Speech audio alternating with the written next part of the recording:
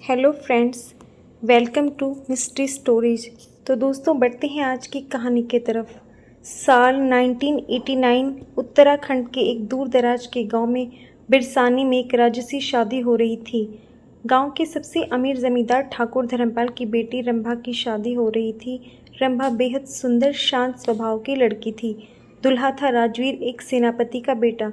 शादी में सब कुछ सामान्य था, लेकिन रंभा के मन में कुछ बेचैनी सी थी।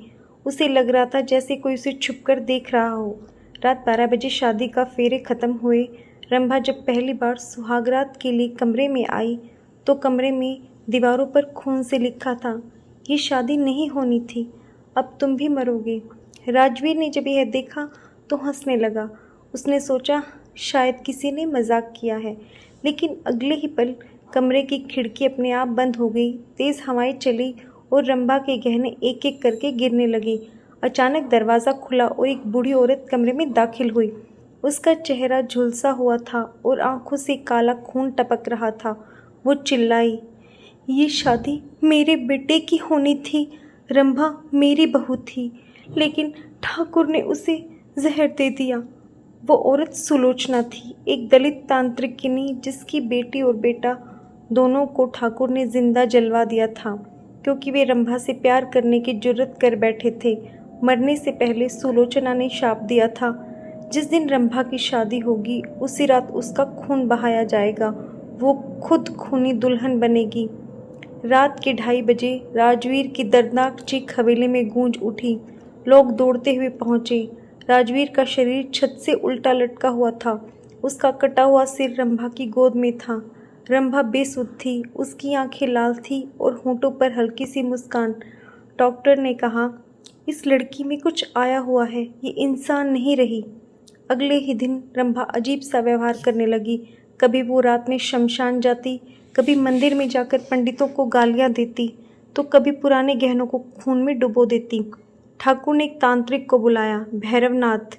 भैरवनाथ ने कहा, इस लड़की को तांत्रिक श्राप लगा है। इसमें 3 आत्माएं हैं, सुलोचना, उसका बेटा अर्जुन और एक अप्सरा जो पिशाचिनी बन चुकी है। ये खूनी दुल्हन अब हर पूर्णिमा पर एक पुरुष का खून पिएगी। अब हर महीने की पूर्णिमा की रात एक युवक गायब होने लगा। गांव वालों ने देखा, रंभा लाल दुल्हन के जोड़े में मांग में ताज़ा खून और हाथ में त्रिशूल लिए हवेली की छत पर घूमती है। ठाकुर ने उसे बंदी बनाने की कोशिश की, मगर रंभा ने हवेली के नौकरों को जिंदा जला दिया, हवेली को शमशान बना दिया। अब साल 2020 गांव में एक युवा यूट्यूबर जोड़ी आती है, आरव और कविता। वो हॉन्टेड हवेली एक्सप्लोरेशन के लिए बिरसानी पहुंचते हैं। वो हवेली में कैमरा लगाते हैं और वहां की कहानी जानते हैं। उन्हें गांव के एक बुजुर्ग बताते हैं, वो रंभा अभी उसी जोड़े में हवेली में घूमती है। जिसने भी उसकी फ़ोटो लेने की कोशिश की वो पागल हो गया। तुम दोनों भी ऐसा मत करना। आरव जिद में रात 12 बजे अकेले हवेली में प्रवेश करता है। वहाँ उसे खूनी दुल्हन मिलती है। वो अब भी वैसी ही सुंदर है, लेकिन उसके पैरों की दिशा उल्टी है। रंभा कहती है, तू मेरा अंतिम वर होगा। अब मेरा अंतिम विवाह पूरा होगा तेरे प्राणों से। और कहानी ख़त्म वहीं नहीं होती। कविता को आरव की चीख सुनाई देती है। रंभा आरव को मार देती है। वो अंदर भागती है। वहाँ कैमरा पड़ा होता है और कैमरे में दिखता है रंभा आरव को अपने खून से सिंदूर भर रही है। उसके बाद हवेली में ज़ोरदार का विस्फोट होता है। कविता बाहर गिरती है। जब वो होश में आती है, आरव गायब है और वो सामने खड़ी होती है, खूनी दुल्हन अब भी, लेकिन उसका चेहरा कविता का है। आज भी अगर कोई उस हवेली के पास शादीशुदा जोड़े में जाता है तो रात में लाल जोड़े में एक औरत दिखाई देती है और अगली सुबह वह जोड़ा सिर्फ खून के धब्बों में मिलता है। खूनी दुल्हन अब भी जिंदा है और उसे अब भी अपना वट। 2 साल बीत चुके हैं।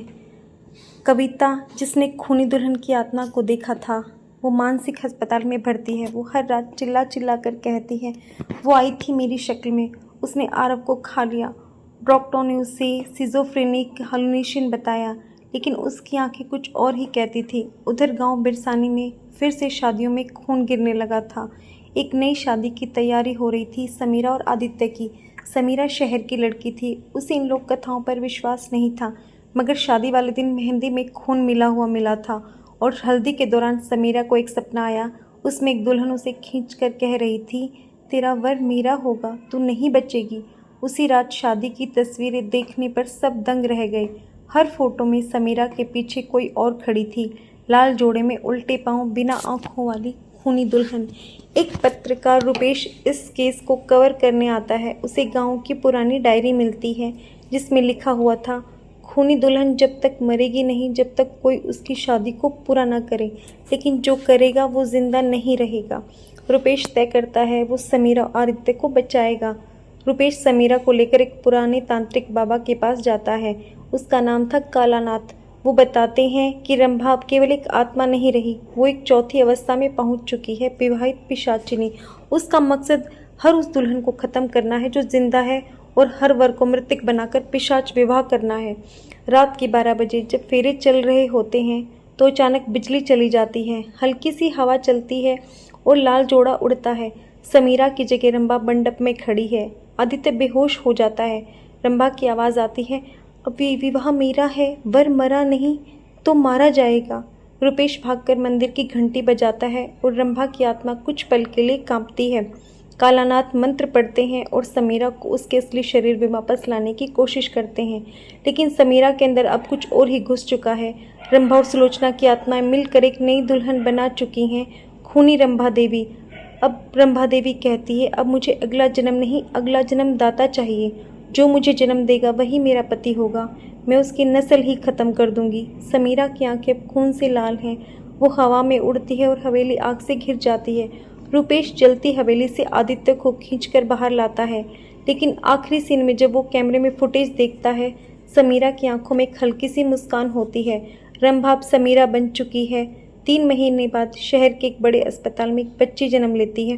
डॉक्टर कहते हैं बच्ची स्वस्थ है, मगर उसके जन्म के समय पूरा ऑपरेशन थिएटर अजीब सी लाल रोशनी से भर गया था। बच्ची की आंखें खुलती हैं, वो आंखें खून जैसी लाल थी। वो शायद रंभा का पुनर्जन्म है। अब वो एक मासूम बच्ची नहीं, वैज्ञानिक खूनी दुल्हन बनेगी। दोस्तों, मेरी कहानी यहीं समाप्त होती है। अगर आपको मेरी स्टोरी पसंद आई हो तो मेरे चैनल को लाइक करें, सब्सक्राइब करें और मुझे मोटिवेट करें। Thank you and take care.